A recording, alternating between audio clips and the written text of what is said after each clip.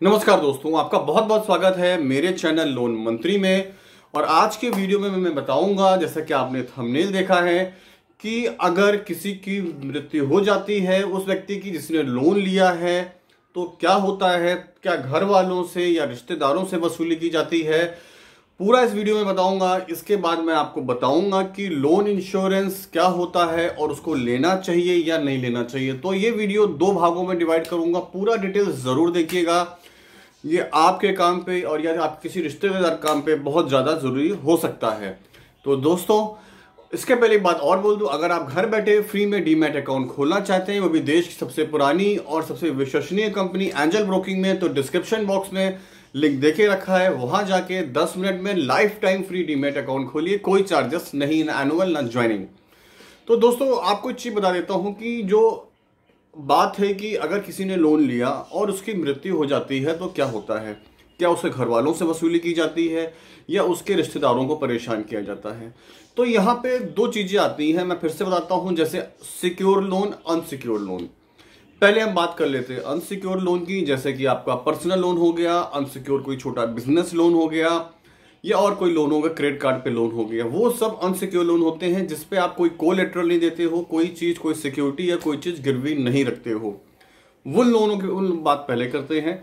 तो ज्यादातर यहाँ अगर इन सब पर्सनल लोन की हम एग्जाम्पल में बात कर लें, तो पर्सनल लोन क्या होता है कि पर्सनल लोन में ज्यादातर जो होता है सिंगल कस्टमर के नाम पे होता है, को एप्लीकेंट इसमें ज्यादातर नहीं लेते हैं। तो अगर इसमें सिंगल एप्लीकेंट के नाम पे लोन लिया है और उसकी कुछ मृत्यु हो जाती है तो क्या होता है। तो दोस्तों, लीगली क्या होता है, पहले स्टार्टिंग में बैंक हो सकता है कि थोड़ा दबाव आप पे बनाए, पर आरबीआई के अकॉर्डिंग और लॉ के अकॉर्डिंग वो बिल्कुल दबाव नहीं होता है। उसके घर वाले किसी भी प्रकार के पेमेंट के लायबल नहीं होते हैं, उनको कोई भी पेमेंट नहीं पे करना होता है। ये हो गई पर्सनल लोन की बात। इसी तरीके से अगर कोई आपने अनसिक्योर बिजनेस लोन लिया है या क्रेडिट कार्ड पे लोन लिया है, उसमें भी उसके जो घर वाले या रिश्तेदार होते हैं, रिश्तेदार क्या मैं कहता हूँ, उसकी बीवी हो गई, उसकी सगी भाई बहन या माँ बाप, कोई भी इसमें लायबल नहीं होते हैं, क्योंकि पूरी तरीके से अनसिक्योर लोन होते हैं और इसमें कोई भी को एप्लीकेंट या गारंटर ऐसा नहीं होता है। रेफरेंसेस होते हैं, एक या दो रेफरेंसेस होते हैं, पर रेफरेंसेस भी किसी तरीके से लायबल नहीं है। सेकंड नंबर पे आ जाते हैं सिक्योर लोन। जैसे इसमें आप कुछ कोलेटरल देते हो, यानी कोई सिक्योरिटी देते हो, यानी होम लोन में आपका घर होता है, मॉर्गेज लोन में आपकी कोई प्रॉपर्टी होती है जो आपने गिरवी रखी है। अगर कोई बड़ा बिजनेस लोन लिया है तो हो सकता है उसमें आपने अपनी कोई जमीन, प्लॉट, घर या कुछ भी रखा हो, तो वो बिजनेस लोन होते हैं, जिन्हें ज्यादातर हम एमएसएमई लोन कहते हैं। उस लोन में क्या होता है, उस लोन में अगर किसी ने लोन लिया है, ये सब लोन क्या होते हैं, ज्यादातर इसमें हम को एप्लीकेंट लेते हैं। मैंडेटरी होता है कि भाई को एप्लीकेंट तो हमको लेना पड़ेगा।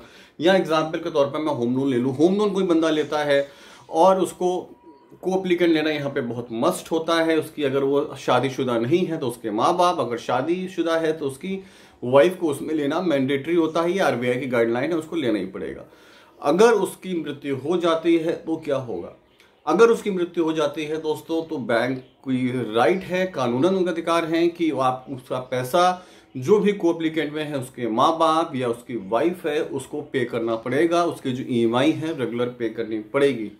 इन डेट केस अगर वो ईएमआई नहीं भर पाते हैं या नहीं कर पाते हैं, उसका कुछ भी कारण है, बैंक इसमें कोई कारण नहीं सुनता है। अगर वो बोल दें कि भाई मेरा बेटा तो कमाता था वो चला गया, या मेरा हस्बैंड कमाता था वो चला गया, हमारी कोई भी इनकम नहीं है, तो भी बैंक इसमें लायबल नहीं है किसी तरीके से।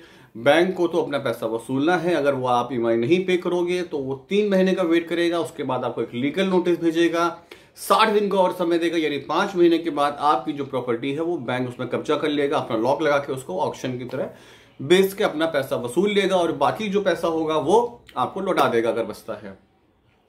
तो ये हो जाते हैं सगी सारा। मैंने आप बताया, आपको होम लोन, जो सिक्योर्ड बिजनेस लोन है वो हो गया, या फिर आपका कोई बिजनेस, आपका कोई मॉर्गेज लोन है, और अगर 2 व्हीलर या 4 व्हीलर है तो उसमें आपको वो प्रेशर 4 व्हीलर 2 व्हीलर पे प्रेशर डाल सकते हैं। अदरवाइज आप अगर मना कर दोगे तो वो गाड़ी या स्कूटर जो है, बाइक है, वो अपने साथ ले जाएंगे, और इसके अलावा और कुछ भी नहीं होता है।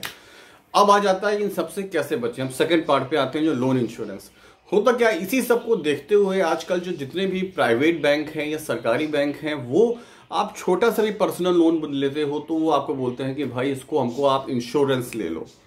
इंश्योरेंस अगर आपने कोई लोन 5 साल का पर्सनल लोन लिया है या होम लोन 20 साल का लिया है, तो आपको उसी टाइम पीरियड का आपको इंश्योरेंस दे देते हैं कि वो कवर। वो इंश्योरेंस क्या होता है, खुदा ना खास्ता ईश्वर ना करे अगर लोन चलते हुए उस बंदे की मृत्यु हो जाती है तो वो इंश्योरेंस कंपनी बाकी का जितना पैसा बचा हुआ होता है वो बैंक का उसको सौंप देती है। फॉर एग्जांपल आपने टाटा कैपिटल से लोन लिया और आपका वहां पे वो आपको एचडीएफसी का इंश्योरेंस दे रहे हैं, तो उसमें अगर ऐसा कुछ हो जाता है तो एचडीएफसी कंपनी लायबल है कि वो आपके बचा हुआ सारा जो भी होम लोन है, मॉर्गेज लोन है, पर्सनल लोन है, वो उस बंदे को सौंप दे, उस बैंक को सौंप दे और आपको क्लीन एंड क्लियर एनओसी मिल जाएगी। उसके बाद आपका जो भी लोन होगा वो पूरा माफ हो जाएगा। जी हाँ, ये बात सही है, आपका जो पूरा लोन होगा वो माफ हो जाएगा और आपको आपके ओरिजिनल डॉक्यूमेंट जो भी प्रॉपर्टी के होंगे वो मिल जाएंगे। अगर पर्सनल लोन होगा, बिजनेस लोन होगा, अनसिक्योर लोन होगा तो उसकी एनओसी मिल जाएगी, नो ऑब्जेक्शन सर्टिफिकेट की अब आपका हमारे पास कोई बैलेंस नहीं है।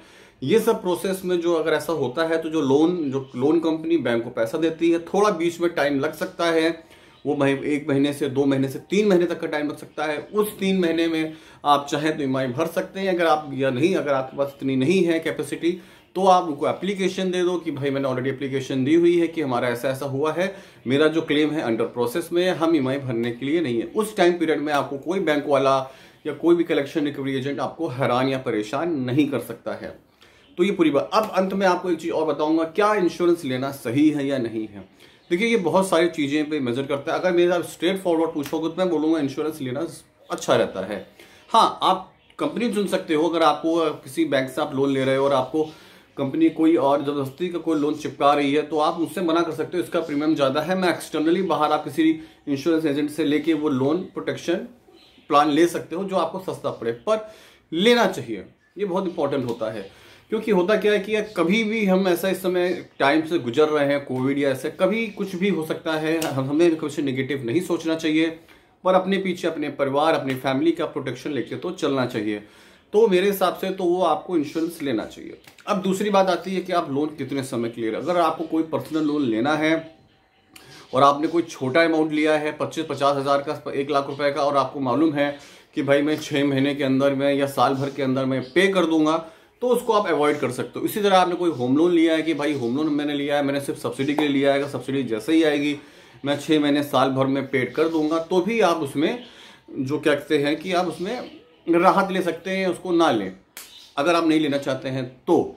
क्योंकि होता क्या है कि अगर आपको होम लोन 20 लाख का होता है तो उसमें लगभग आपको 40 से 50 हज़ार तक का आपको प्रीमियम आ जाता है, तो वो थोड़ा बड़ा अमाउंट है। पर अगर आपको लंबा चलाना है, 5 साल 10 साल 15 साल 20 साल चलाना है तो 100% क्या मैं 200% लूँगा, आप ज़रूर लो, क्योंकि पता नहीं यार कब जरूरत पड़ जाए उसकी। तो ये पूरा मामला था, मुझे लगा आपको उसका अपडेट दिए जाए। काफ़ी ज़्यादा क्वेश्चंस मुझे पूछे जा रहे हैं इसके बारे में, मैंने कहा चलो एक एक्सप्लेन वीडियो बना देता हूँ। अगर आपको वीडियो पसंद आता है, जानकारी अच्छी लगती है तो उसको लाइक जरूर कर देना, दोस्तों से शेयर कर देना और सब्सक्राइब कर दो यार, सब्सक्राइब करते हो तो अच्छा लगता है। नेक्स्ट वीडियो में फिर से मिलेंगे, तब तक नमस्कार, जय हिंद, वंदे मातरम।